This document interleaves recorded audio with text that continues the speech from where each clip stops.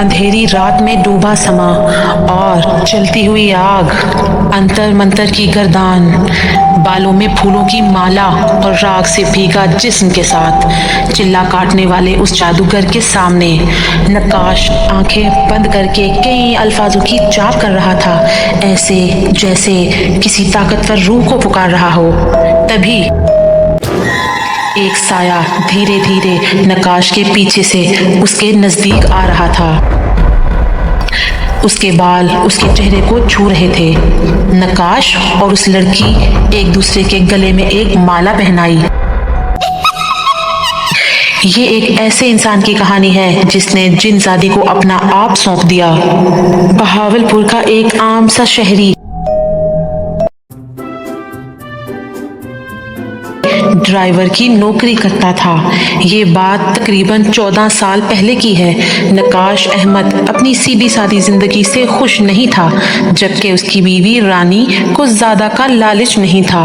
वो थोड़े में ही खुश रहना चाहती थी।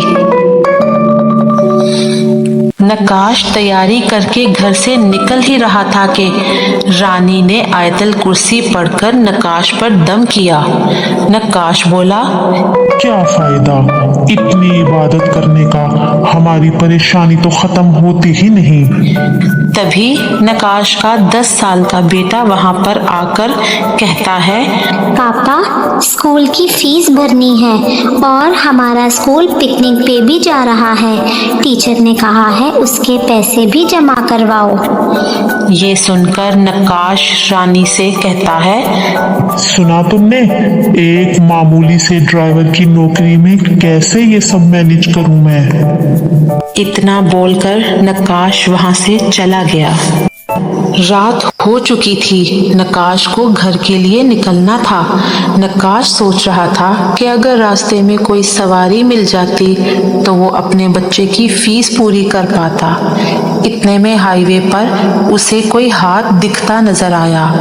नक्काश दिल ही दिल में खुश हुआ कि कोई सवारी मिल गई, लेकिन उसकी खुशी ज्यादा देर तक नहीं टिकी। उसने गाड़ी रोकी तो वहां एक अजीब से शख्स ने मालाएं पहनी हुई थी। उसका रूप बड़ा डरावना था। शायद कोई जादूगर या तावीज गंडों वाला शख्स था।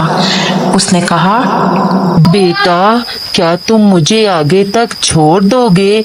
मुझे 2 किलोमीटर आगे जाना है, मैं बहुत थक गया हूँ।